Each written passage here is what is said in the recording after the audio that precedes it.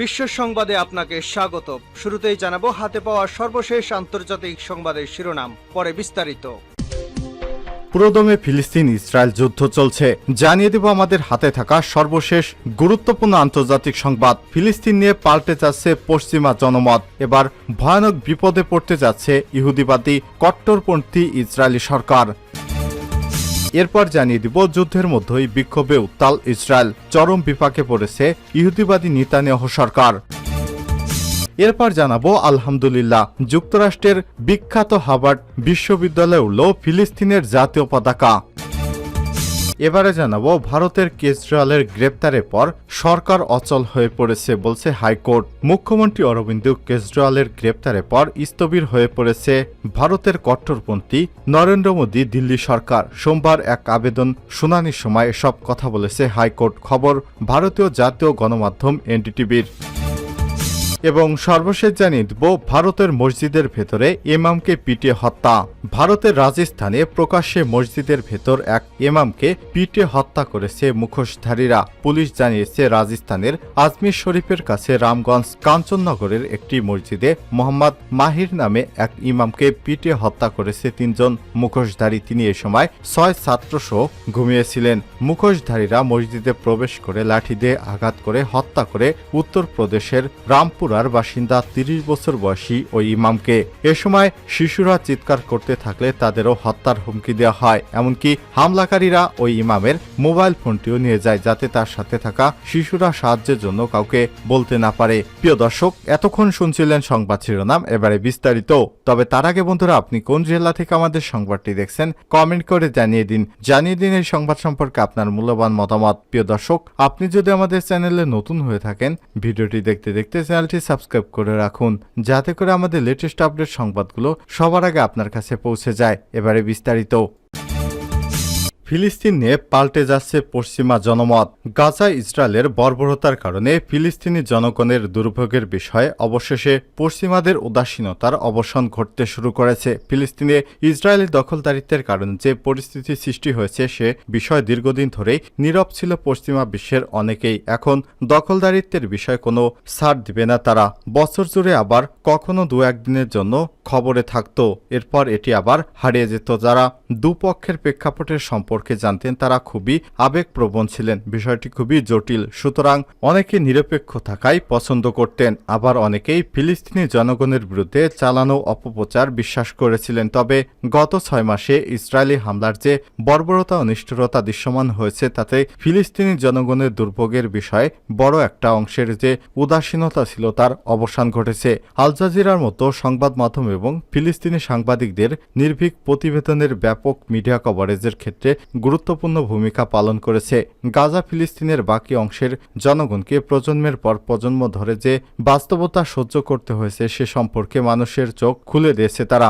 গাজায় কর্মরত যুক্তরাষ্ট্রের নীতি নির্ধারকদের প্রভাবিত করা অন্যতম শীর্ষস্থানীয় এনজিও অ্যাকশন ফর হিউম্যানিটির প্ল্যাটফর্মে ইউগভের মাধ্যমে আমরা জরিপ পরিচালনা করেছি। সেখানে দেখেছি যুক্তরাজ্যের 56% মানুষ এখন ইসরায়েলের অস্ত্র রপ্তানি বন্ধের পক্ষে, আর মাত্র 17% মানুষ বিপক্ষে এবং বাকিরা কোনো সিদ্ধান্ত দিতে পারেনি। এই সমর্থন অনেক বেশি। আমরা বছরের পর বছর ধরে সিরিয়া, ইয়েমেনের মতো সংঘাতের বিষয়ে জনমত নিয়ে কাজ করছি। সেসব ক্ষেত্রে দেখেছি যুদ্ধ সম্পর্কে যুক্তরাজ্যের জনগণ সচেতন তো ছিলই না, বরং এ সম্পর্কে তাদের এতটা আবেগও দেখা যায়নি। এদিকে গাজা প্রসঙ্গে যখন জিজ্ঞাসা করা হয়, উত্তরদাতাদের 5 জনের মধ্যে প্রায় 3 জন বা 59% বলেন ইসরায়েল গাজায় মানবাধিকার লঙ্ঘন করেছে বলে তারা মনে করছেন, আর মাত্র 12% মনে করেন এখানে তেমন কিছু হয়নি। লক্ষণীয় বিষয় হল 1 এপ্রিল ওয়ার্ল্ড সেন্টার কিচেন ত্রাণকর্মীর হত্যার আগে জরিপ পরিচালনা করা হয়েছিল।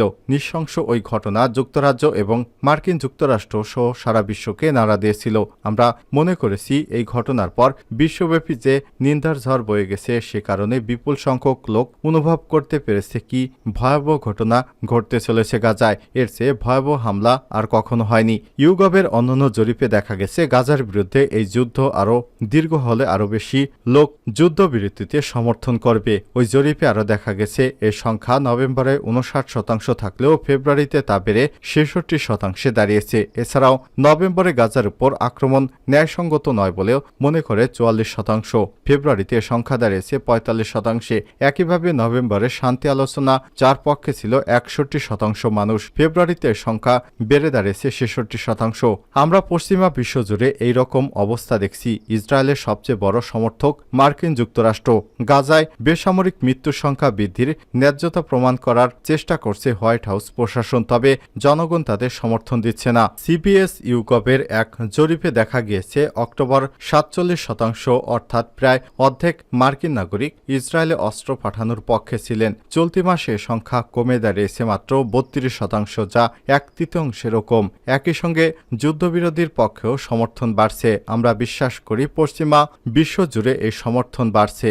এখন পশ্চিমা জনগণের সংখ্যাগরিষ্ঠ অংশ গাজা, পশ্চিমা তীর এবং জেরুজালেমে মানবতার বিরুদ্ধে যে অপরাধ সংঘটিত হচ্ছে সে সম্পর্কে আরও বেশি সচেতন হয়ে উঠছে। এমনকি যারা একসময় গাজায় বিপুল সংখ্যক বেসামরিক নাগরিকদের মৃত্যুকে ন্যায়সঙ্গত মনে করছিল, তারাও এখন মনে করছে যা ঘটেছে তাতে কিছু দিয়ে ন্যায্যতা দেয়া যেতে পারে না। কিন্তু দুঃখজনক হলেও সত্যি, পশ্চিমা সরকারের রাজনীতিবিদরা তাদের জনগণের মনোভাবের সঙ্গে একেবারেই একমত নয়। এটা শুধু নৈতিকতার অবক্ষয় নয়, রাজনৈতিক অদূরদর্শিতাও বটে।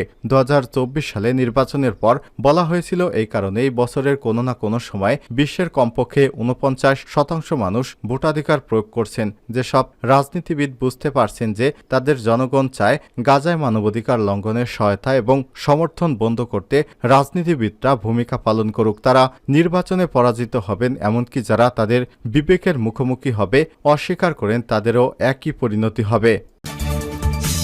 যুদ্ধের মধ্যেই বিক্ষোভে উত্তাল ইসরায়েল। চরম বিপাকে এবার নেতানিয়াহু ইহুদিবাদী সরকার। ফিলিস্তিনের গাজাকে মাটির সাথে মিশিয়ে দিতে ভয়াবহ ছক কষেছে ইহুদিবাদী ইসরায়েল সরকার। কিন্তু বেঞ্জামিন নেতানিয়াহু তার এই নীল নকশায় কোনোভাবেই সমর্থন দিতে চায় না সাধারণ ইসরায়েলিরা। এমনকি ফিলিস্তিনিদের স্বাধীনতাকামী সংগঠন যেসব ইসরায়েলিকে ধরে নিয়ে গেছে তাদের এখনও মুক্ত করতে পারেনি এই ইহুদিবাদী সরকার। তাদের মুক্তির দাবিতে বিক্ষোভে উত্তাল গোটা ইসরায়েল।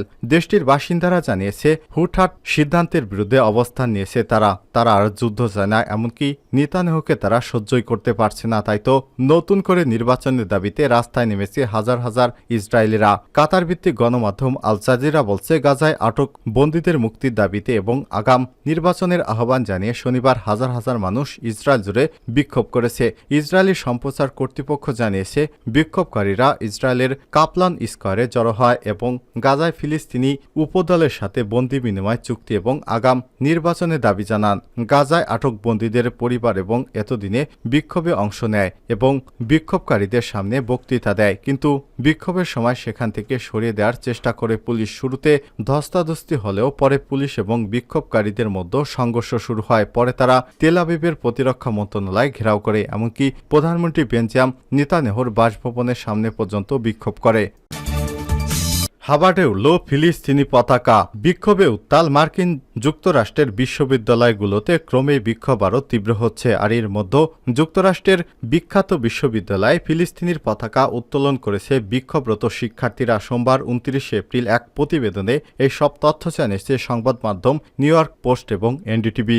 যুক্তরাষ্ট্রের বিভিন্ন কলেজ ক্যাম্পাসে ফিলিস্তিনপন্থী বিক্ষোভে অব্যাহত রয়েছে। অন্যদিকে কর্তৃপক্ষ সপ্তাহান্তে প্রায় 275 জনকে গ্রেপ্তার করেছে। এক সপ্তাহের বেশি আগে নিউ ইয়র্কের কলম্বিয়া বিশ্ববিদ্যালয়ে শুরু হওয়া এই বিক্ষোভ দ্রুত যুক্তরাষ্ট্রের অন্যান্য অঙ্গরাজ্যের বিশ্ববিদ্যালয়গুলোতে ছড়িয়ে পড়েছে। এদিকে গাজায় ইসরায়েলের আগ্রাসনের কারণে মার্কিন বিশ্ববিদ্যালয়গুলোতে শুরু হওয়া এই ফিলিস্তিনপন্থী বিক্ষোভ অব্যাহত থাকার পাশাপাশি পুলিশি দমনপীড়ন এবং গ্রেপ্তারের অভিযানও অব্যাহত রয়েছে। চলমান প্রতিবাদে বিক্ষোভের মধ্যেই হাবার্ড বিশ্ববিদ্যালয়ে বিক্ষোভকারীদের ভেতরেই ফিলিস্তিনি পতাকা উত্তোলন করা হয়েছে। ক্যাম্পাসের আইভি লীগ স্কুলের সামনে যেখানে এই পতাকা উত্তোলন করা হয়েছে সেটি সাধারণ যুক্তরাষ্ট্রের জাতীয় পতাকার জন্য সংরক্ষিত, অথচ সেই জায়গায় এখন ফিলিস্তিনির পতাকা উড়িয়েছে বিশ্ববিদ্যালয়ের ছাত্রছাত্রীরা।